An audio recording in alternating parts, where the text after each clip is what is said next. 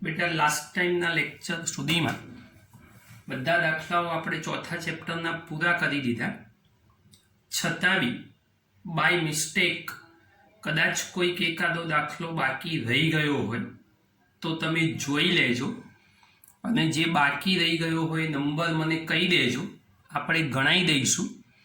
पण मारी दृष्टिए लगभग बधा ज दाखलाओ पूरा थई गया छे। भूलथी कदाच कोईक एकादो बाकी रही गयो होय तो जुदी वात छे। तो आजना लेक्चर में दर वखतनी जेम चेप्टरनी पूर्णाहुति पछी JEE नीटનું कामकाज ए आपणे करीए छीए। तो शुरुआत करूँ छूं। प्रश्नों तमारी नजर सामे छे, ऑप्शन साथे आपणे जवाबोनुं डिस्कशन करीशुं। प्रश्नों अने जवाबोमां लगभग बेटा आपणे एवो ख्याल राखवा प्रयत्न करीशुं कि मोटे भागे बधी ज मेथडो कवर थई जाय, छतां बी कदाच कोईक मेथड बाकी रही जाए तो जेम जेम आगळ आपणे काम करता रहीशुं एम ए मेथडोनो पण समावेश करीशुं। तो हवे शरूआत करीए छीए। प्रश्न नंबर 1 थी 2 मीटर लंबाईनो वाहक तार एक वर्तुळना आकारमां राखवामां आव्यो छे। जो तेमांथी 1 एम्पियर प्रवाह पसार थतो होय तो तेनी चुंबकीय मोमेंट ए शोधो। मैग्नेटिक मोमेंट शोधवा माटेनी वात छे। 2 मीटर लंबाईना वाहक तार एने वर्तुळाकार स्वरूपमां वाळीने आपणे वात करवानी छे। हवे समझो, मैग्नेटिक मोमेंट माटे आपणी फॉर्म्युला ए M is equal to I into A थशे। एटले एम बराबर आई ए तो खरो ज, जेमां ए इज इक्वल टू वर्तुळाकार स्वरूपमां करीशुं पाई आर स्क्वेर। एटले ए नी जग्याए थई जशे पाई आर स्क्वेर। हवे वर्तुळाकार स्वरूपमां वाळो तो लंबाई एना परिघ जेटली होवी जोईए। एटले पण L is equal to 2 pi r, therefore r is equal to L upon 2 pi।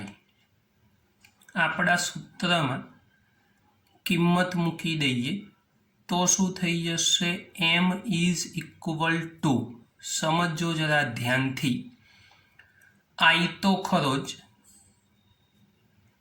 पण पाई आर स्क्वेर नी जग्याए पाई अने आर स्क्वेर नी जग्याए एल अपॉन 2 पाई एनो होल स्क्वेर करी दईए तो आई अहींया pi L square upon 4 pi square, एक एक पाई कैंसल करो तो I L square upon 4 pi थशे। हवे किंमतो आपणी पासे तैयार छे, खाली मूकी दईए तो m is equal to i is equal to 1 अने 2 मीटर लंबाईनो वाहक तार तो 2 नो वर्ग छेदमां थई जशे 4 पाई, तो आंसर आयो तमारो 1 अपॉन पाई। आ याद राखजो, मैग्नेटिक मोमेंट तैयार थई गई। सिंपल गणतरी, कशुं अघरू नहीं। डी ऑप्शन तमारो साचो जवाब छे। अहींया आंसरनी नीचे डी ऑप्शन पण लखी दऊं छुं। जो MCQ सॉल्व करवानी मेथड पण शीखो, संपूर्ण रीत जवाब एने टीक करी अने नीचे डी ऑप्शन लखी दीधो। बधी बाबतोमां समझ पड़ी जवी जोईए, आमां कशुं अघरू छे नहीं। बीजा नंबरनो प्रश्न तमारी नजर सामे ध्यानथी जुओ। ज्यारे कोई विद्युत भारित कण चुंबकीय क्षेत्र में गति करे तो तेनी गति ऊर्जा ए केवी थवी जोईए। हवे चुंबकीय क्षेत्र में गति थाय तो चुंबकीय बळ ए वेगने लंब रूपे होय। एटले समझो, आ बहु ज महत्वनी वात छे कि भाई ज्यारे विद्युत भारित कण, साइक्लोट्रॉन याद करी देवानुं, ज्यारे विद्युत भारित कण चुंबकीय क्षेत्र में ગતિ કરે ત્યારે ચુંબકીય બળ વેગને લંબ હોવાથી કાર્ય શૂન્ય થાય. ચુંબકીય બળ વેગને લંબ હોવાથી કાર્ય શૂન્ય થાય. cos 90 વાળી વાત આવે. W બરાબર FD cos થીટા સૂત્ર પ્રમાણે. હવે કાર્ય શૂન્ય તો W is equal to delta K સૂત્ર પ્રમાણે એની ગતિ ઉર્જા અચળનું વિકલન શૂન્ય થાય. એટલે ગતિ ઉર્જાનું મૂલ્ય કેવું હોવું જોઈએ? તો અચળ. તો તમારો એ વિકલ્પ સાચો થશે. એટલે આન્સરમાં એ વિકલ્પ લખાશે. યાદ રાખજો, સમજવાની વાત છે. પ્રશ્ન ધ્યાનથી સમજો, પછી જવાબ શોધવાનો પ્રયત્ન કરો તો કોઈ જગ્યાએ મુશ્કેલી ના પડે. જો ડાયરેક્ટ વાંચીને જવાબ ટીક કરવાનો પ્રયત્ન કરો તો 100% કન્ફ્યુઝ થાવ.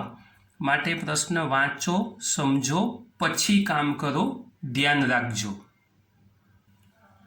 ચાલો, એક અગત્યનો પ્રશ્ન. 11મા ધોરણનું રિવિઝન થાય, 11મું ધોરણ યાદ આવે.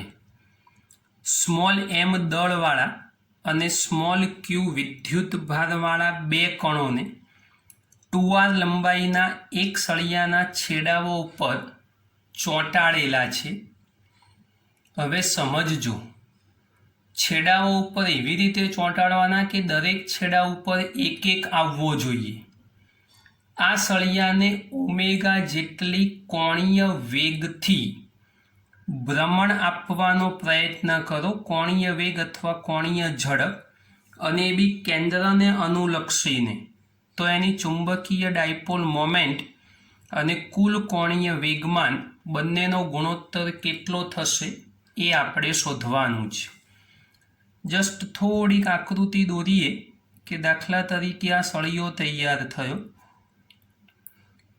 કે જે સળિયામાં બંને વચ્ચેનું અંતર 2r કરી દો. આ કેન્દ્ર બની ગયું કહેવાય. હવે ઓમેગા જેટલી કોણીય વેગથી એને ફેરવો. બંને બાજુ m દળવાળા, અહીંયા m દળ મૂકી દો, અહીં પણ m દળ. માની લો કે આ કોણીય વેગથી ફરે તો આ ડાયરેક્શનમાં ફરવો જોઈએ. સમજો જરા. અહીંયા કોણીય વેગથી પરિભ્રમણ થાય તો આ રીતે થવું જોઈએ. અહીંથી આનું પરિભ્રમણ આમ થવું જોઈએ, અહીંથી આમ. તો આ કોણીય વેગ બતાવ્યો છે દરેકે દરેક જગ્યાએ. આ બધી ઓમેગાવાળી વાત છે. સમજો ધ્યાનથી. આ બધા તીર બતાવી દીધા. ઓમેગા જેટલા કોણીય વેગથી પરિભ્રમણ બતાવી દીધું. m કણો બંને બાજુ ચોંટાડી દીધા, બે વચ્ચેનું અંતર r રાખી દીધું. હવે સૌથી પહેલા નંબરની અંદર આપણી મેગ્નેટિક મોમેન્ટ શોધીએ, એટલે ચુંબકીય ચાક માત્રા. ચલો, મેગ્નેટિક મોમેન્ટનું સૂત્ર હમણાં જ જોયું તમે. m is equal two I into a. એની જગ્યાએ લખી દઈશું πr². હવે સમજો, થોડીક અગત્યની વાત સમજાવું છું. આઈની જગ્યાએ લખી દીધું આપણે πr².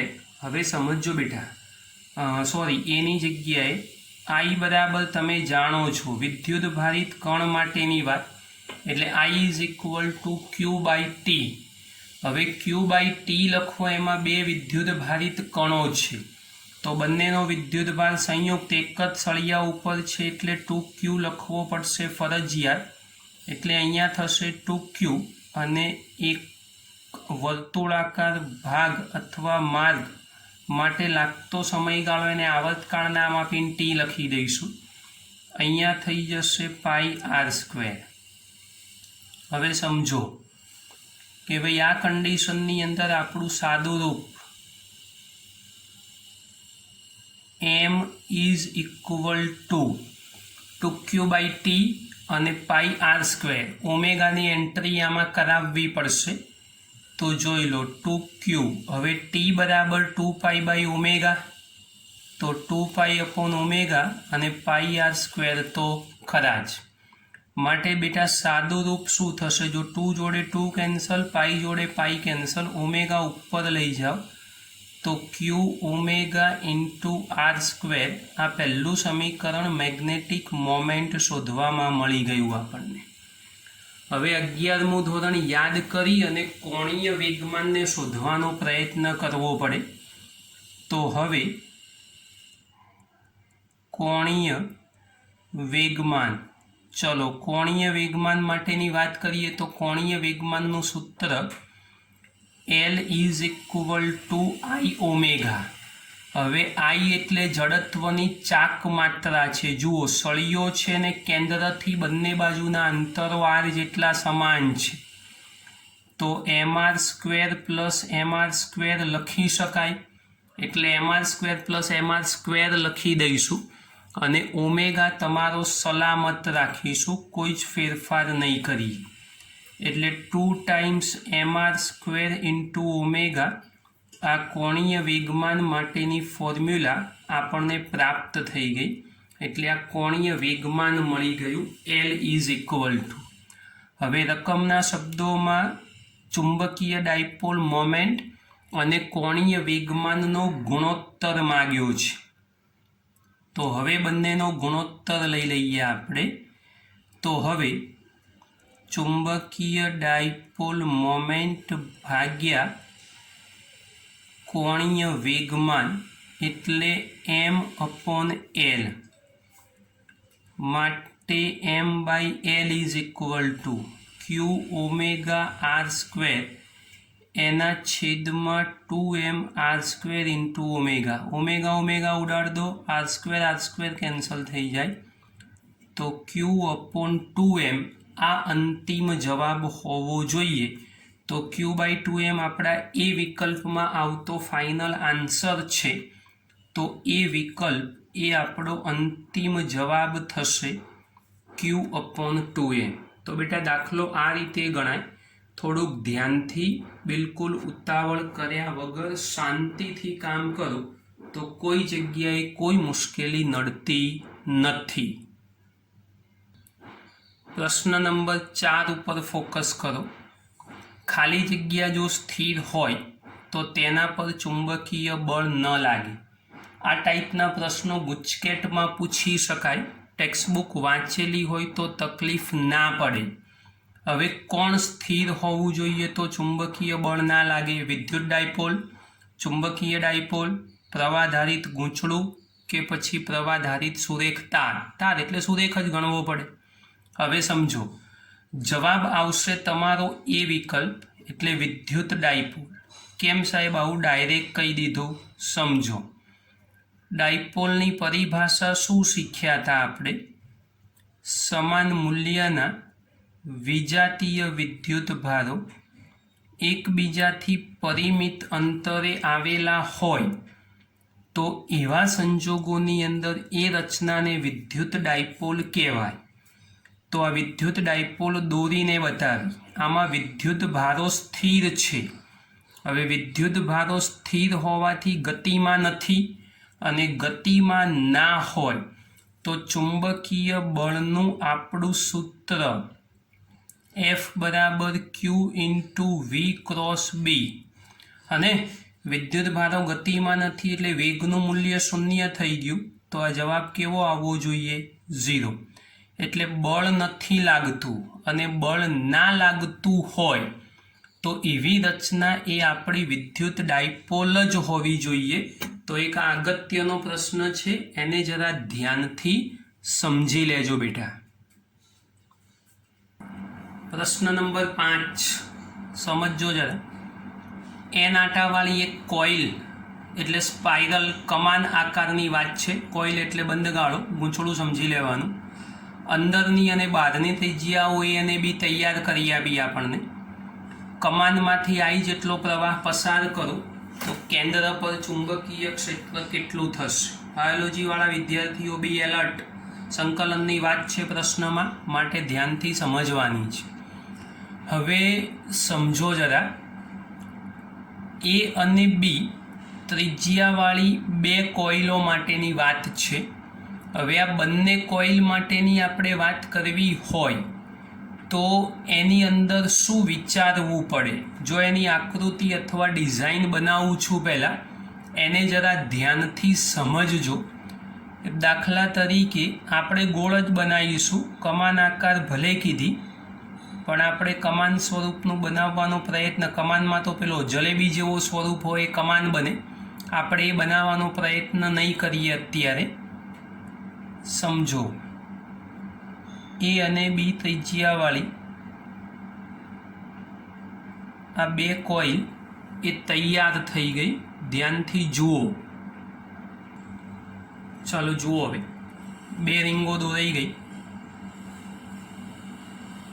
અંદરની ત્રિજ્યા માની લો એ લઈ લઉં તો આ બહારની ત્રિજ્યા ધારો કે બી થઈ જશે. સમજો, હવે કમાન આકારની છે એટલે આનો અતિ સૂક્ષ્મ ભાગ લેવો હોય તો ધારો કે બંનેની વચ્ચેથી થોડો જાડો ભાગ, આને થોડોક જાડો વિચારજો કે જેની જાડાઈ, થિકનેસ અહીંયા લખું છું dx જેટલી છે, એ ભાગ માટે વિચારો એટલે સમગ્ર રિંગ માટે આપણા વિચારો પ્રદર્શિત કરી શકાય. હવે નોર્મલ વાત વિચારો કે ભાઈ એક એકમ લંબાઈ હોય તો આંટાઓની સંખ્યા દાખલા તરીકે n મળતી હોય તો આપણી લંબાઈ અથવા જાડાઈ dx હોય તો કેટલી મળે. એટલે સૌથી પહેલાં નોર્મલ ત્રિરાશિમાં વાત કરીશું કે ભાઈ dx જાડાઈમાં આંટાની સંખ્યા, ડાયરેક્ટ સ્મોલ n લખી દઈશ એટલે સંખ્યા ઘનતા એકમ લંબાઈ દીઠ થઈ જશે અપોન બી માઇનસ એ. મોટી ત્રિજ્યા બી છે, નાની ત્રિજ્યા એ છે, એ બંનેની બાદબાકી એના વચ્ચેના સ્વરૂપની વાત થશે. દરેકે દરેકના કેન્દ્રો સરખા જ થશે. ફરી એકવાર, એક એકમ લંબાઈ હોય તો આંટાની સંખ્યા n, તો dx લંબાઈ અથવા જાડાઈ હોય તો આંટાની સંખ્યા કેટલી, n ઇન્ટુ dx. પણ આપણે સંખ્યા ઘનતા લીધેલી છે એટલે n અપોન l, lની જગ્યાએ કરીશું b અપોન a. તો આ એક બહુ જ મહત્ત્વની વાત છે બેટા, એને ધ્યાનથી જરા સમજી લેજો. આ એક ઇમ્પોર્ટન્સ કામ કરી રહ્યા છીએ આપણે. હવે મધ્યમાન, આ વચ્ચે જે દોરેલી છે dx વાળી એને મધ્યમાન કહીશું, અથવા તો dx જાડાઈની રિંગના લીધે કેન્દ્ર પર ચુંબકીય ક્ષેત્ર. ચલો, એના કારણે કેન્દ્ર પર ચુંબકીય ક્ષેત્ર જો મારે શોધવું હોય તો બેટા શું થઈ જશે, B is equal two integration of a થી b.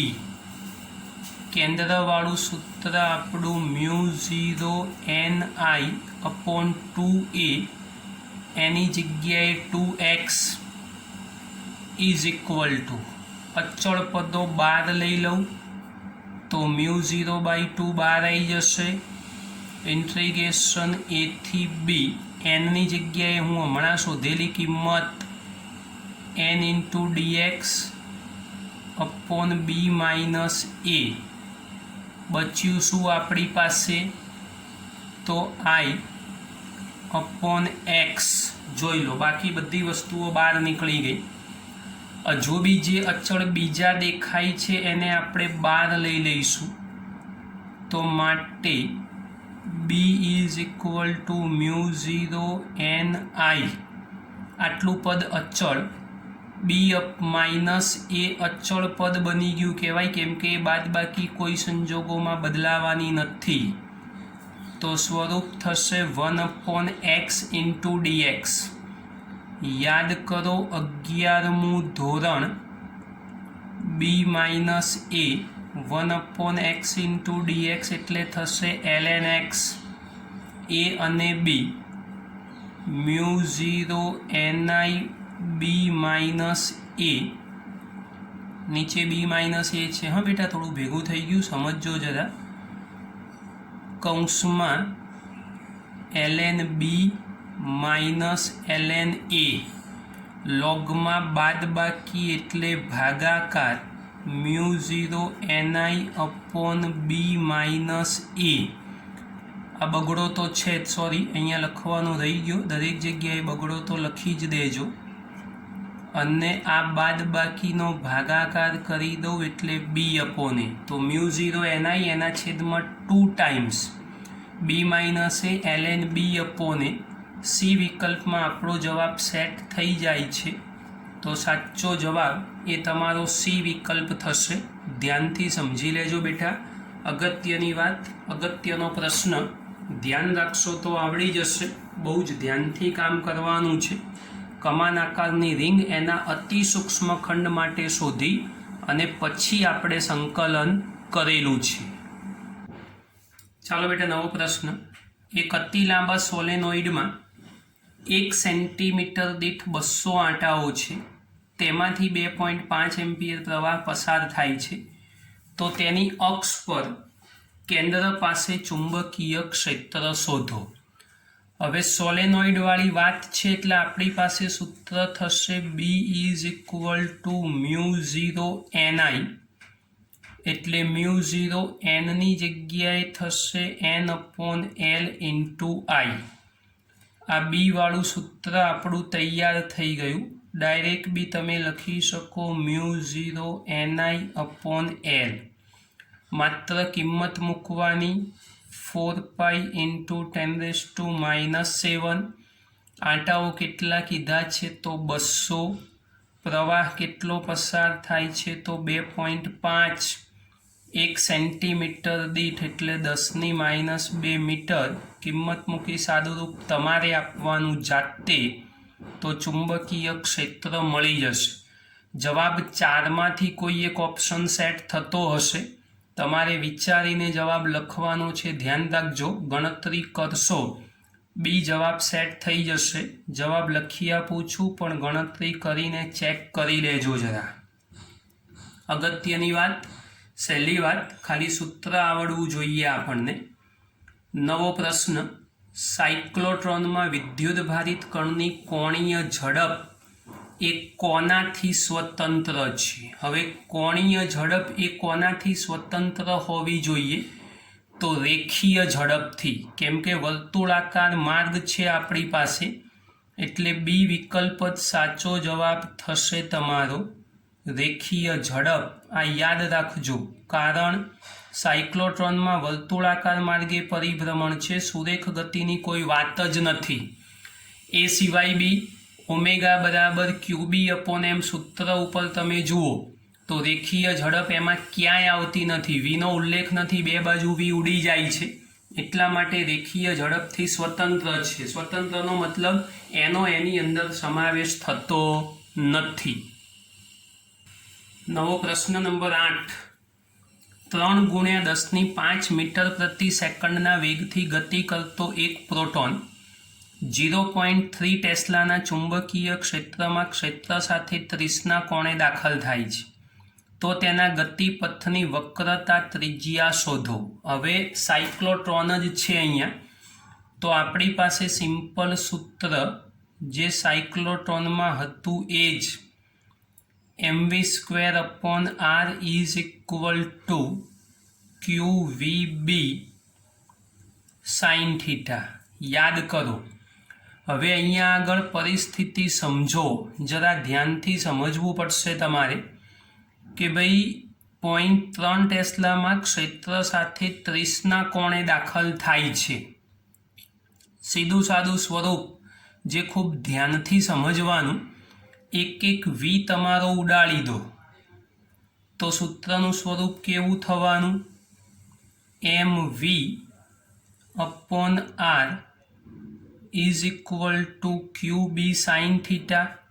શોધવાનો છે તમારે r ને કરતા બનાવો તો mv/qb sin θ થશે। હવે mv/qb sin θ થાય તો બહુ જ ધ્યાનથી જુઓ કે આ જે સૂત્ર આપણે ડેવલપ કર્યું છે એમાં શું ત્રિજ્યા આપણને સરળતાથી મળી જશે? તો બહુ વિચારીને જવાબ આપવાનો છે બેટા, કેમ કે ગણતરી સહેલી નહીં બને, સમજજો જરા. બસ હવે કિંમત મૂકી દો, જવાબ તમારે શોધી દેવાનો જાતે. થોડુંક સાદુરૂપ કરી આપું, થોડી સમજ પડે એવું, કેમ કે E/m ગુણોત્તર આપેલો છે, માટે R is equal two V ઉપર રાખીશું, આ Q/m, અને છેદનો છેદ બનાવી દીધો મેં, અને B sin θ તો ખરું જ. હવે V ઇઝ ઇક્વલ ટુ 3 ગુણ્યા 10⁵, Q/m એટલે E/m કહેવાય 10⁸, ચુંબકીય ક્ષેત્ર 0.3 અને sin 30, 3 ગુણ્યા 10⁵, 10⁸ ગુણ્યા 0.3 sin 30 એટલે 1/2, છેદનો છેદ ઉપર લઈ જઈ સાદુરૂપ જાતે કરવાનું. આ સાદુરૂપ જાતે કરશો એટલે ડી ઓપ્શન તમારો 2 સેન્ટીમીટર જવાબ આવશે. અગત્યની વાત છે બેટા, સોરી, અહીંયા ડી ઓપ્શન જવાબ થશે, એટલે 2 સેન્ટીમીટર જવાબ આવશે. આ ધ્યાન રાખીને જરા સમજી લેજો. અને 2 × 10⁻² થશે, છતાં બી જવાબમાં કંઈક ભૂલ આવતી હોય તો જોઈ લેજો, ગણતરી તમારે કરવાની છે. નવો પ્રશ્ન એક લઈ લઈએ, એકદમ સિમ્પલ. વેબર પ્રતિ મીટર સ્ક્વેર એને બીજી ભાષામાં ટેસ્લા પણ કરી શકાય. આગળ પણ વાત થઈ ગયેલી છે, આજે ખાલી યાદ કરાવું છું. વેબર પ્રતિ મીટર સ્ક્વેર એટલે ટેસ્લા થાય. આપણું વિદ્યુત ફ્લક્સ ભણ્યા હતા એવું જ ચુંબકીય ફ્લક્સ માટેની ફોર્મ્યુલા આવે A.B. હવે A.B સૂત્ર ઉપરથી તમે બીને કરતા બનાવો એટલે φ/a લખી શકાય. ફ્લક્સનો એકમ વેબર થાય ને ક્ષેત્રફળ માટે મીટર સ્ક્વેર થાય, એને સાદી ભાષામાં ટેસ્લા તરીકે ઓળખી શકાય. આ યાદ રાખજો, સોરી ટેસ્લા થઈ ગયું, એટલે આ S છે, આ L થયો, એટલે એ એકમ એ ટેસ્લા યુનિટ તરીકે ઓળખી શકાય. એટલે ટેસ્લાનું બીજું સાદું રૂપ વેબર પ્રતિ મીટર સ્ક્વેર થાય છે, એ તમારા નોલેજમાં હોવું જોઈએ. પ્રશ્ન નંબર 10, અગત્યની વાત, આ સૂત્ર આપણી ચોપડીમાં ક્યાંય જોવા નહીં મળે, તો ધ્યાનથી સમજજો.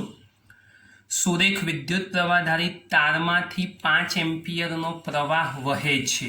ગણતરી તમારે કરવાની, હું તમને સૂત્ર ખાલી લખી આપીશ, ટેક્સ્ટબુકમાં નથી, ફરજિયાત યાદ રાખવાનું છે. આ તાર થઈ ગયો જેમાંથી 5 એમ્પિયરનો પ્રવાહ પસાર થઈ રહ્યો છે.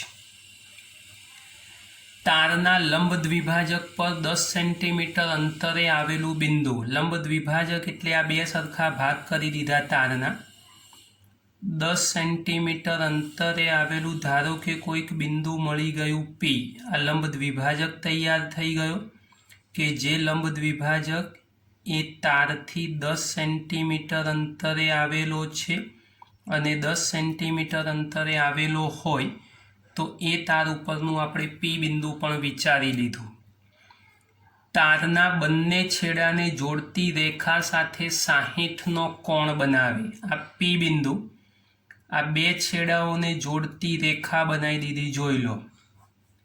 તો અહીંયા બંને જગ્યાએ બનતો કોણ આ 60 ડિગ્રી થવો જોઈએ, આ 60 ડિગ્રી થવો જોઈએ.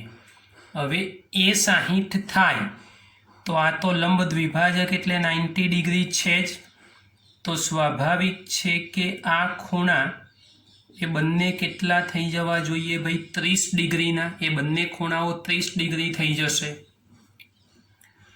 તો આ બિંદુએ ઉદ્ભવતું ચુંબકીય ક્ષેત્ર, P બિંદુ પાસે ચુંબકીય ક્ષેત્ર શોધવું છે. જુઓ, સૂત્ર લખી આપું છું. P પાસે ચુંબકીય ક્ષેત્ર, આ સીમિત લંબાઈવાળો, આપણી મીટિંગમાં જે કરણે પ્રશ્ન પૂછ્યો હતો ને કે સાહેબ તારની લંબાઈ સીમિત હોય તો શું, સોલેનોઇડ માટે એણે પૂછ્યું હતું. સોલેનોઇડ એક પ્રકારનો તાર ગણી શકાય. તો આ એવું જ સૂત્ર છે, આપણા સિલેબસમાં નથી, કહી દઉં છું, યાદ રાખજો. B is equal two μ0I upon 4πy into bracket cos alpha 1 plus cos alpha 2. આવી પરિસ્થિતિ હોય તો આ સૂત્ર વાપરવાનું છે, ધ્યાનથી સમજી લેજો. હવે આલ્ફા 1 અને આલ્ફા 2 એ તારના છેડાઓ પાસે બનતા ખૂણા છે, એટલે છેડાઓ પાસે બનતા ખૂણા એટલે 60 ડિગ્રી. આ તારના છેડાઓ પાસે પી પાસે 30 બને છે, પણ આ 60 ડિગ્રી આપેલા, એટલે આલ્ફા 1 અને આલ્ફા 2 આ બંનેના મૂલ્યો એ 60 ડિગ્રી લેવા પડશે, યાદ રાખજો. એટલે cos 60 બંને જગ્યાએ ખબર હોવી જોઈએ. બીજી અગત્યની વાત, તમારા ઓપ્શન જુઓ, એમાં μ0ની કિંમત ક્યાંય મૂકવાની નથી. μ0 મૂક્યા વગર જ કામ કરવાનું છે, આપણે સમજી લેજો. તો ગણતરીમાં મૂકી ના દેતા, સાદુરૂપ આપશો તો જવાબ તમારો એ વિકલ્પ મળવો જોઈએ. એટલે એ વિકલ્પ જવાબ મળશે 3.98 μ0. તો જવાબ લખી આપું છું, પણ કિંમત મૂકી અને સાદુરૂપ તમારે જાતે કરવાનું રહેશે. બેટા યાદ રાખજો જરા. નવો પ્રશ્ન નંબર 11. વિદ્યુત પ્રવાહધારિત વર્તુળાકાર રિંગની ત્રિજ્યા સ્મોલ એ, કેન્દ્ર પાસે ચુંબકીય ક્ષેત્રની તીવ્રતા B1. ચલો લખી દઉં છું પહેલા. B1 કેન્દ્રવાળું સૂત્ર શું થશે? μ0I upon 2a. આ પહેલું સમીકરણ તૈયાર કરી આપ્યું. અક્ષ પર કેન્દ્રથી એ અંતરે તીવ્રતા B. અક્ષ પર કેન્દ્રથી તીવ્રતા B2. તો આ કેન્દ્ર પાસે શોધી દીધી એવું B2. ચલો સૂત્ર B2 ઇઝ ઇક્વલ ટુ આપણે જે સાબિત કર્યું હતું એ જ μ0I square upon 2 times a square plus x square raise to 3/2. હવે અક્ષથી કેટલું અંતર કીધું છે એ, તો આ સૂત્રમાં x બરાબર a લઈ લો, એટલે બીજું સમીકરણ મળશે. એ બીજું સમીકરણ મળે પછી પહેલાનો અને બીજાનો ગુણોત્તર લઈ લો. આ શોધવાનું, અને શોધ્યા પછી 1 અને 2 નો ગુણોત્તર જાતે કરવાનો. એ બંનેનો ગુણોત્તર કરશો એટલે અંતિમ જવાબ 2√2/1 આવશે. એટલે સી વિકલ્પ તમારો સાચો જવાબ થશે. લખી આપું છું, પણ ગણતરી તમારે જ કરવી પડશે, જવાબ તમારે શોધવો પડશે. ગણતરી કરો અને જો જવાબ ના સેટ થાય તો મને પૂછી લેવાનું, બાકી કોપી કરવાની કોશિશ કરવાની નહીં. રેફરન્સ બુકોના પેજ નહીં ફેરવવાના, ક્યાં ગણેલો છે ને આપણે કોપી કરી દઈએ, આવું કામ થવું જોઈએ નહીં. પ્રશ્ન નંબર 12. આકૃતિ પરથી વર્તુળાકાર તારના કેન્દ્ર પર ચુંબકીય ક્ષેત્ર શોધો. હવે સમજો, આ તારમાંથી પ્રવાહ આમ પસાર થાય છે. આ વર્તુળાકાર રિંગમાંથી તો પ્રવાહ બતાવ્યો જ નથી, છતાં બી એવું વિચારો કે પ્રવાહના 2 ભાગ પડે તો થોડો પ્રવાહ આ દિશામાં જશે અને થોડો પ્રવાહ અહીંયા જશે. હવે મારે કેન્દ્ર પાસે ચુંબકીય ક્ષેત્ર શોધવું, અહીંયા જમણા હાથનો નિયમ મૂકું તો જમણા હાથના નિયમ પ્રમાણે મારી આંગળીઓ આમ વળશે એટલે કેન્દ્ર પર ચુંબકીય ક્ષેત્ર આવશે.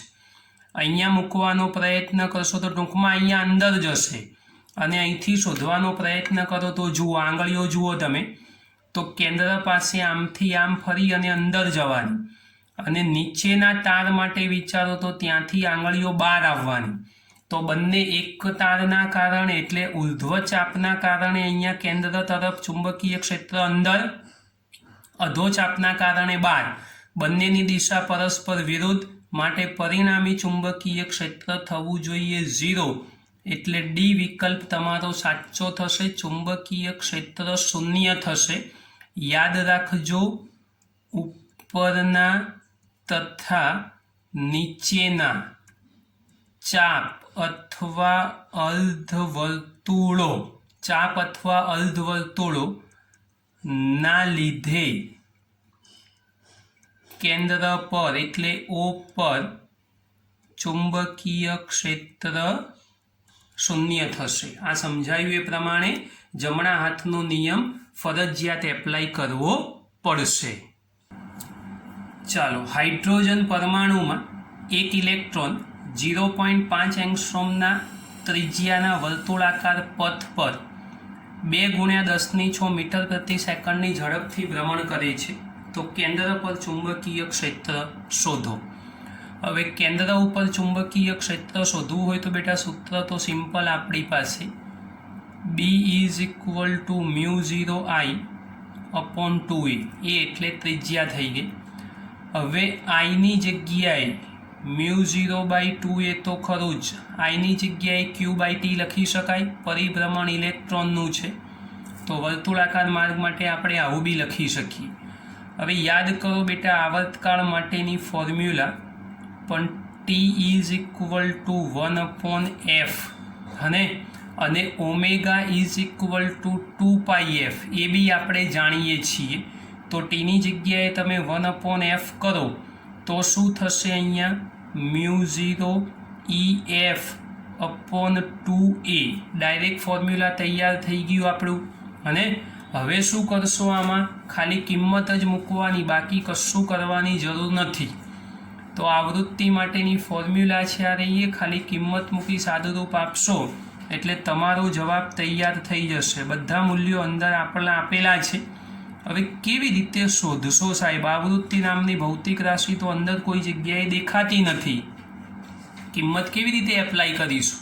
તો એ વિચારવું પડશે તમારે થોડું કે સાહેબ કેવી રીતે એપ્લાય કરીએ. વિચાર ના આવે તો જુઓ, હું તમને યાદ કરાવું છું, સમજો. આવૃત્તિથી ના થાય તો ચિંતા ના કરશો. આવૃત્તિનું મૂલ્ય નથી આપણી પાસે તો આપણી બીજી ફોર્મ્યુલા વેગ બરાબર અંતર ભાગ્યા સમય એટલે 2πr/t. તો અહીંયા 1/t છે. જો અહીંથી હું 1/t ને જ કરતા રાખું તો 2πr છેદમાં આવી જશે એટલે v/2πr થઈ જશે. તો અહીંયા 1/t માં આ f વાળી ફોર્મ્યુલા રવા દો. આવૃત્તિનું મૂલ્ય નથી આપેલું તો એ ના મૂકશો, આપ્યું હોય તો ખાલી યાદ કરાવી દીધું. તો અહીંયા શું થશે બેટા? μ0/2a. હવે ઈ તો ખરો જ, અને 1/t ની જગ્યાએ આપણે શોધી નાખ્યું v/2πr. આટલામાં કિંમત મૂકજો, સાદુરૂપ આપજો, જવાબ તમારો 100% તૈયાર થઈ જશે. હવે આરની જગ્યાએ અહીંયા એ ત્રિજ્યા છે ને અહીંયા આર છે તો આ એ લખજો હો પાછા, એ ભૂલ ના કરતા. હા, નહીં તો પાછા શોધ્યા કરશો કે સાહેબ એક બાજુ આર અને એક બાજુ એટલે કેવી રીતે થાય? તો જુઓ, ફાઇનલ ફોર્મ્યુલા કેવી બનવાની? μ0EV/4πa². હવે કિંમત મૂકી અને સાદુરૂપ જાતે કરી દેજો. હવે તમારું કામ થઈ જશે. સાદુરૂપ આપશો ને જવાબ શોધશો તો જવાબ 12.8 ટેસ્લા આવવો જોઈએ. બી વિકલ્પ લખી આપું છું, પણ કિંમત મૂકી અને ગણતરી તમારે જાતે કરવાની છે. હજુ બી કહું છું, કોપી કરવાની નથી. ચાલો, 14મો પ્રશ્ન. ચુંબકીય પરમિએબિલિટીનો SI એકમ જણાવો. હવે ચુંબકીય પરમિએબિલિટીનો SI એકમ જો શોધવો હોય તો તમારે જાતે જ શોધવો પડશે. બી વિકલ્પ જવાબ લાવવાનો છે, હું કહી દઉં છું. યાદ બી કરાવી દઈશ કેવી રીતે મળે. યાદ કરાવું આપણું સોલેનોઇડ વાળું સૂત્ર μ0NI. B = n ની જગ્યાએ લખી દો n/l × I. કોના બરાબર લખ્યું? B બરાબર. હવે B બરાબર વેબર વાળી વાત છે તો હમણાં એક આગળના પ્રશ્નમાં શીખવાડ્યું. B = શું થવું જોઈએ? તો 5/a μ0n/l × I. આમાંથી જો μ0 ને કરતા બનાવો તો શું થવું જોઈએ? 5/a સલામત, l ઉપર, n અને I છેદમાં. હવે અહીંથી તમારે કિંમતો જાતે મૂકી અને સાદુરૂપ કરવાનું છે. આટલું કામ જાતે કરજો, એ કરી શકશો. 5નો એકમ વેબર થાય, એ તમને આગળ બી મેં શીખવાડ્યો છે બેટા, યાદ રાખવાનો છે. પ્રશ્ન નંબર 15, એક પાવર લાઈન પૂર્વ પશ્ચિમ દિશામાં પૂર્વ પશ્ચિમ દિશામાં 10 એમ્પિયર પ્રવાહનું વહન કરે છે. પૃથ્વીના ચુંબકીય ક્ષેત્ર 10⁻⁴ ટેસ્લા ના કારણે 10⁻⁴ ટેસ્લાના કારણે પાવર લાઇનમાં દર 1 મીટર દીઠ લાગતું ચુંબકીય બળ શોધવાનું છે. સીધું સાદું સૂત્ર લંબાઈવાળું, IL ક્રોસ B એટલે થશે ILB ઇન્ટુ સાઇન થીટા. આ બળનું સીધું મૂલ્ય તૈયાર થઈ જશે. થીટા કેટલો મૂકશો ભાઈ તમે? પૂર્વ પશ્ચિમ દિશા છે, પ્રવાહનું વહન થઈ રહ્યું છે. પૃથ્વી સાથે વાત કરો એટલે ઉત્તર દક્ષિણ દિશા સાથે પૂર્વ પશ્ચિમ લંબ સ્વરૂપ કહેવાય. સાઇન 90 થઈ જશે. ILB sine 90 degree.